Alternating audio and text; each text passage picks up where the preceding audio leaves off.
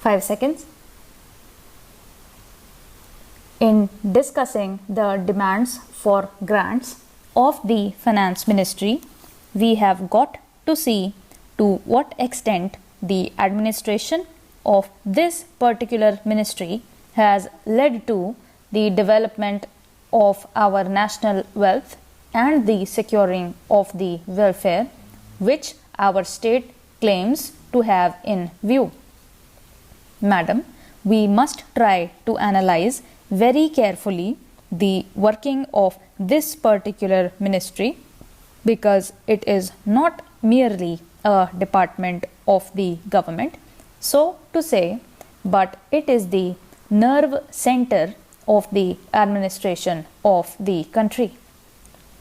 I would like first to refer to the role of foreign capital because in determining the manner in which the permission of capital issues has been granted by the particular administration, we should keep in our mind to what extent the interests of our nation have been served.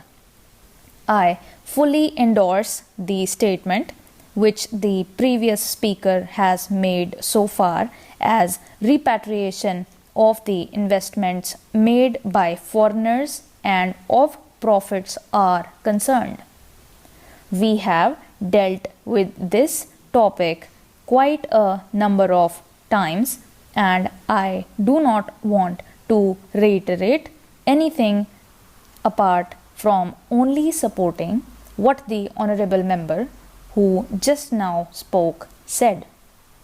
I would now like to deal with the investments of foreigners in India.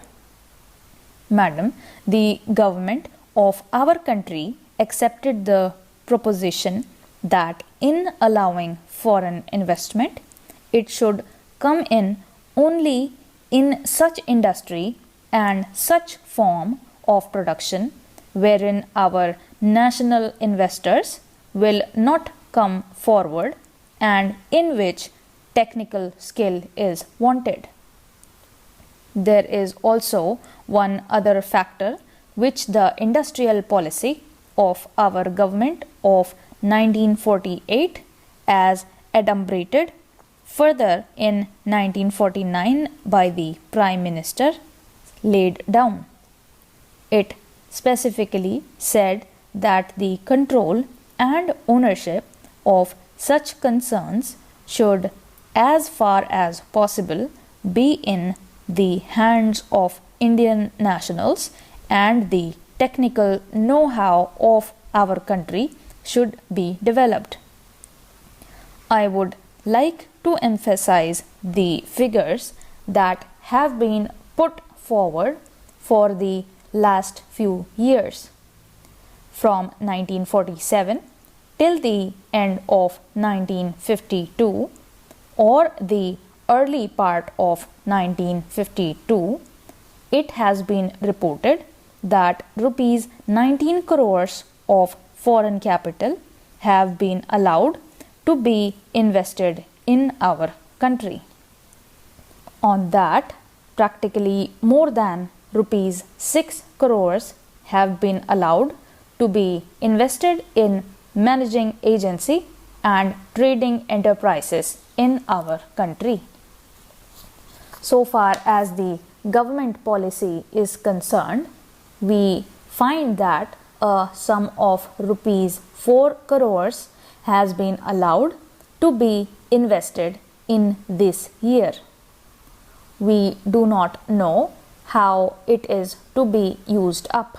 We have been told that during the period 1948 to 53, nearly rupees 35 lakhs have been allowed to be invested in textile machinery and generally in the textile industry.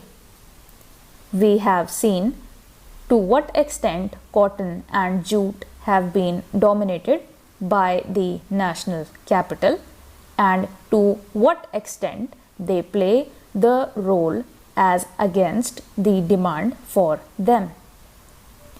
we know further what the government is doing in regard to these industries and how the Indian counterpart in these industries are behaving. Then, why this further penetration of foreign capital? Even in regard to the expansion scheme, we find that paints, soaps, electric fans, and machine tools are some of the industries where the government is allowed foreign interest to establish or expand their factories. It will adversely compete with the production of the country when the indigenous producers do not find any market in this sphere. Therefore, we have got to see to what extent the capital issue has been regulated by this government and particularly by the finance department, so that the national well-being of the country could be guaranteed. Then we have got to look into the fact as to how far the new industries are allowed to function. So far as the oil refineries are concerned, some of them have been established and some more are going to be established very soon. In the control of the administration, the Indians have no share. There are only preference shareholders and they have no voice in the management.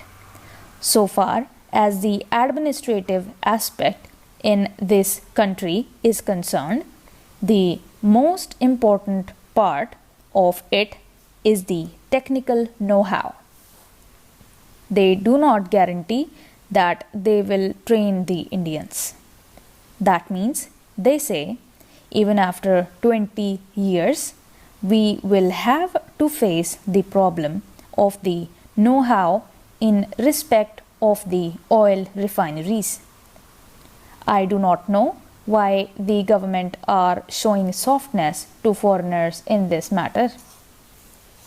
Then we have another investment in collaboration with the Indian chemical industries for the manufacture of civil explosives. Here, as far as I have gathered, only 20% is going to be Indian capital. The majority of the shares will remain with the Indian chemical industries. Nobody else has been allowed to make any investment. It would have been better if other companies and private individuals had been given opportunity to purchase the shares.